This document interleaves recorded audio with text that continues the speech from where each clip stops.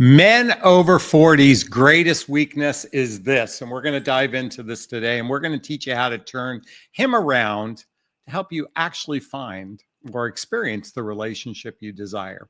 Now, I want to read to you from a blog I posted on my YouTube community page, so let me just read from this. It says, most humans have a fantasy-based perception or an unhealed unconscious belief pattern about what the experience of falling in love must feel like. Some people believe it should be magical when you meet the one, while others are attracted to people who trigger all kinds of their wounds, also known as butterflies. So let me repeat that. Whenever you're experiencing butterflies, it might be unhealed wounds that are being triggered in that moment. Here's the thing. Some folks have done the inner work to heal childhood wounds and adult traumas, especially in the understanding and healing of insecure attachment styles. When two people who connect have done the inner work before meeting, they might not fall in love right away because they do not feel the unhealthy pattern or fantasy they experienced in the past. Let me repeat that. When two relatively emotionally healthy people meet who understand their love attachment style, they might not feel a sense of connection because it doesn't feel familiar to the fantasy-based way of dating in the past or the unhealed trauma, unconscious belief system they have in the past. Healthy love might feel foreign to these folks who have mostly experienced insecure love for so long that two good people might bounce off of one another instead of leaning in. I've observed many people unconsciously chasing unhealthy love in the dating marketplace because they haven't tapped into their healthy love within themselves. Secure love sometimes doesn't feel real because, as I said earlier, it feels foreign.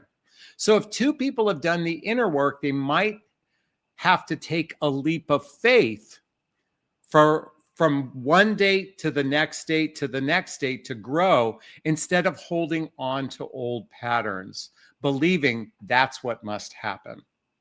Okay, so why am I diving into this today? See, many people in the dating marketplace are either caught up in the fantasy realm of what a relationship looked like.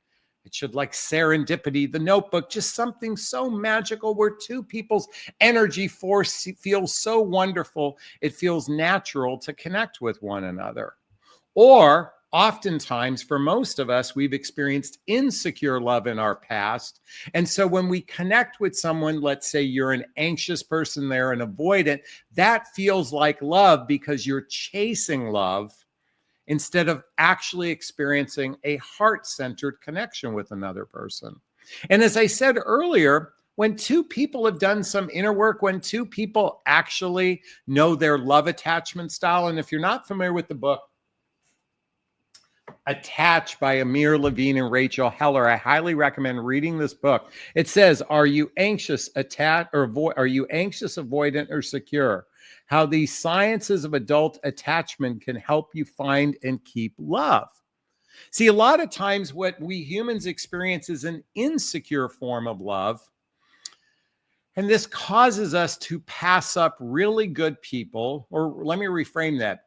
We oftentimes, if we are in an insecure place, we attract another insecure person, and it's very difficult to build the deep roots of trust in a relationship when we're operating from an insecure place. Now, some people might remember the terminology called codependency, and there's some crossover between attachment style and codependency.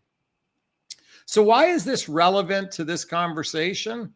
What's men's greatest weakness? Well, let me share this with you in just about a minute. See, women often want men to lead the process, and this is based on thousands of years of programming.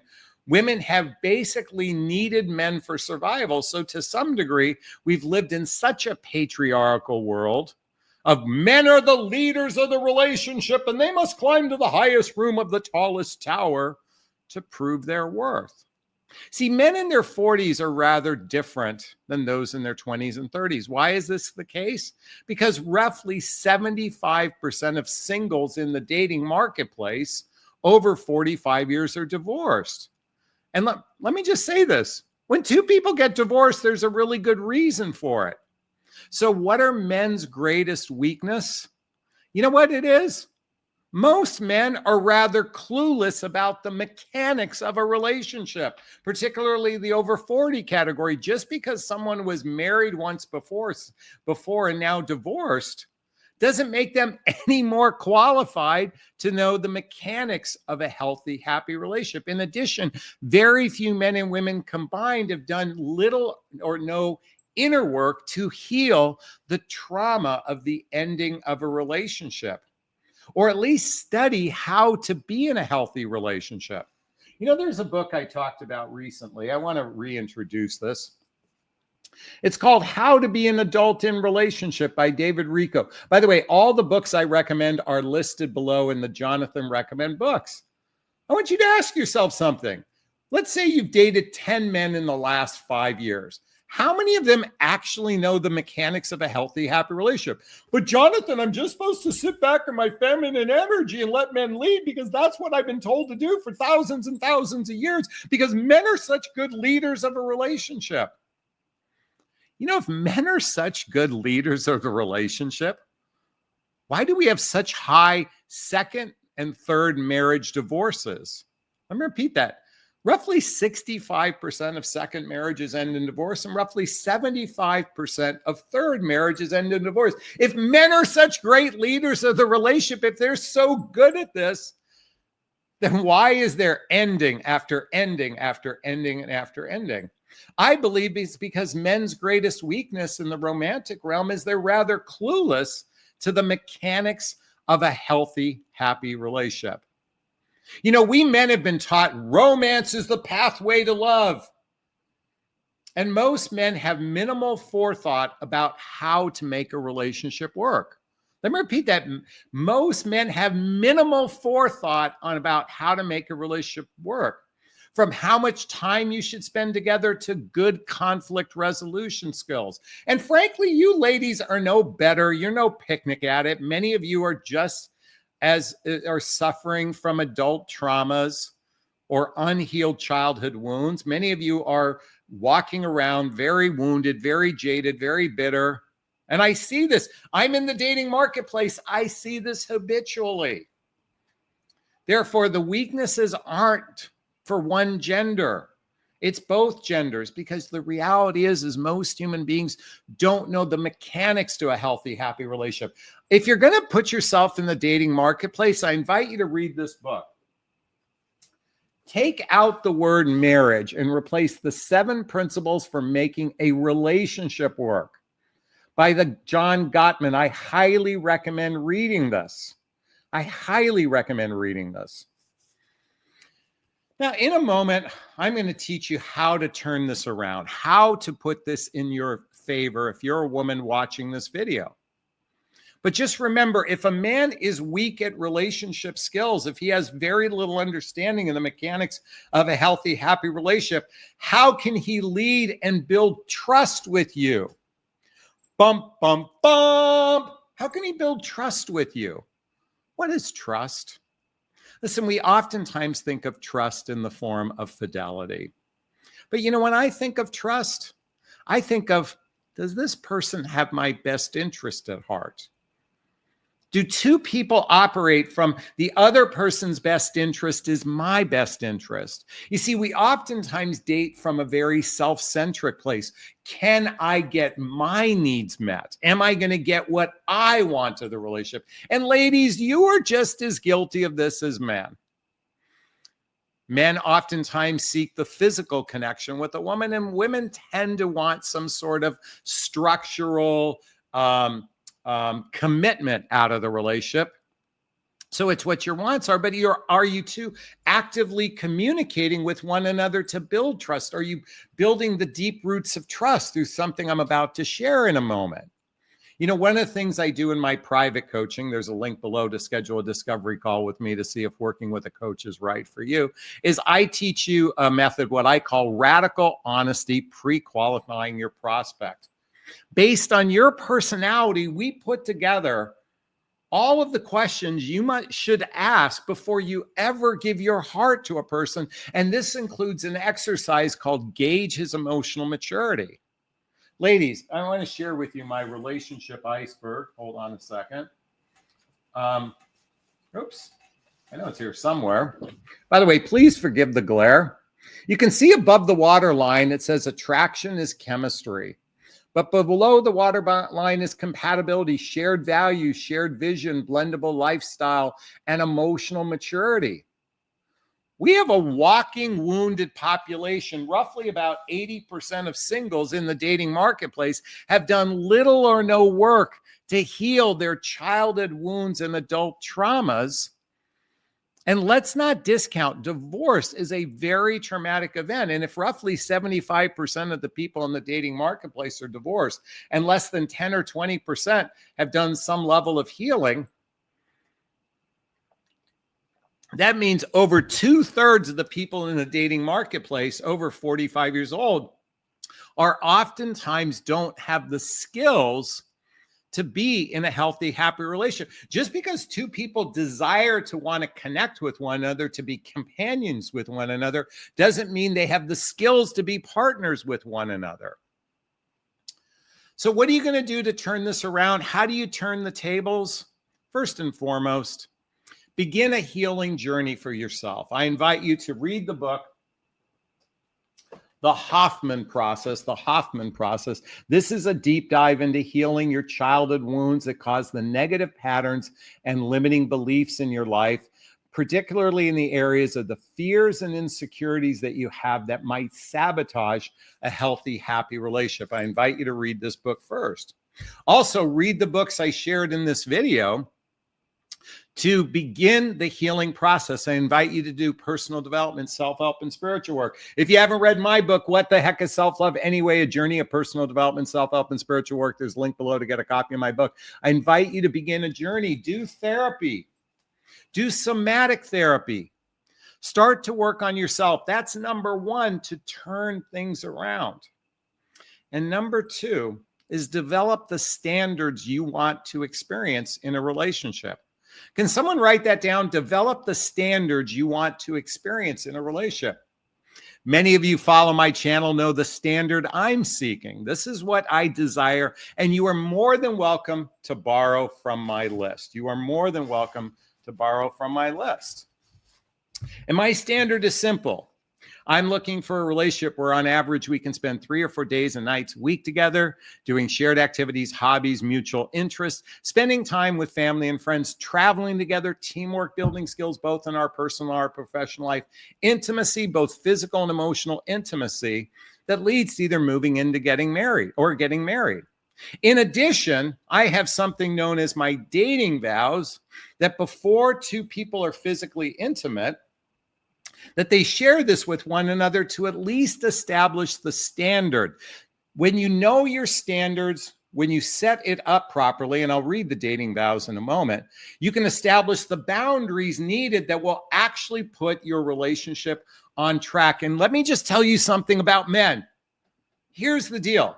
I said earlier, men's greatest weakness is that they're clueless. But here's the one benefit you have with men. When a man is established in a relationship, or let me reframe that. When men are established in a relationship, they oftentimes nest into a relationship. Nest. Just like birds create a nest.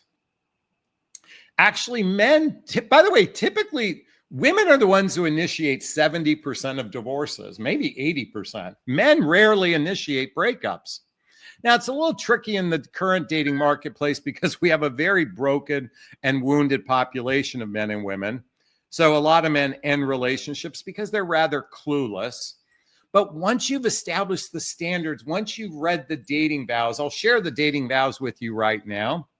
Goes something like this. You each agree to this before physical intimacy. You agree to saying to each other, I agree to explore the process to getting to know you with the intent to declare something serious within the next 3 to 6 months.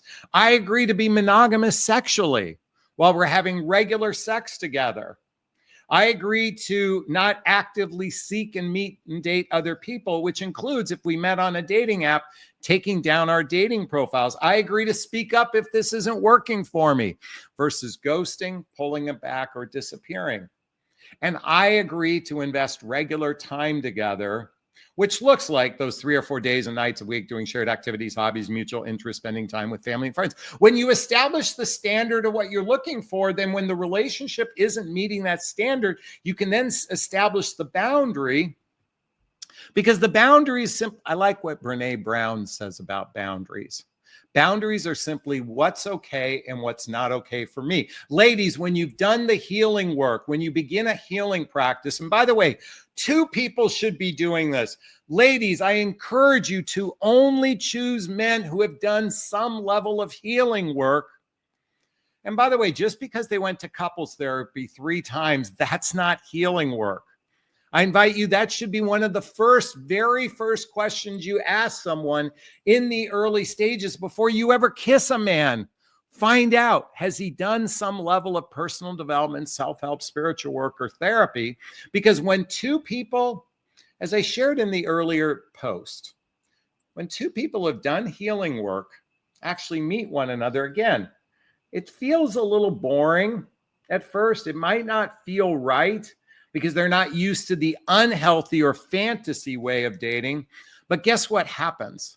These 2 people have the greatest chance for success. And when they build the deep roots of trust, and let me tell you something, social activities, hobbies, mutual interest, spending time with family and friends, those are the activities, those are the experiences that build the deep roots of trust with one another when you can operate as a team with one another. I invite you to read one more book. This is a business book. It's called The Partnership Charter. How to start out right with your new business partner. Take out the word business and replace it with romantic. Here's the deal. This is all, by the way, when you think about a relationship today of 2 grown adults, it's like 2 lawyers joining together in partnership. But Jonathan, I'm just supposed to sit in my feminine energy and let men lead. Ladies, you are in charge of your relationship destiny. Don't give that job to a man. We've already established this is their greatest weakness in the romantic realm. I invite you to take charge of your relationship destiny. Read this book, understand how a partnership works from a business perspective, just simply to create fodder. And one of the fundamental principles in the book is the principle of mutual exchange. When you understand this in a relationship, the reciprocal nature of a relationship, the mutual exchange, you are better prepared. You're establishing your standards. You're going to be better prepared for your boundaries. So when you meet the right person who's on the same page as you, you can maybe travel the road in partnership, in teamwork, versus just just so you don't end up in a somebody I used to know experience. Is this sinking in? Is this resonating with you? Please let me know if it is. Post a comment below. I'd like to hear your thoughts. I do my best to read them all in the first 24 hours. As always, if you find value in my videos, please hit that like button. Please share this video. Please subscribe to my channel and hit that notification bell so you can be notified of new videos as well. And make sure you hit the notification bell on your phone too. Also, if you want to connect with me directly, there's links below to schedule a discovery call with me to see if working with a coach is right for you. There's a link to join my group called Midlife Love Mastery, where you can have direct access to me on a regular basis. There's a link to follow, get my dating vows, to follow me on Instagram, and get all the books I recommend listed below.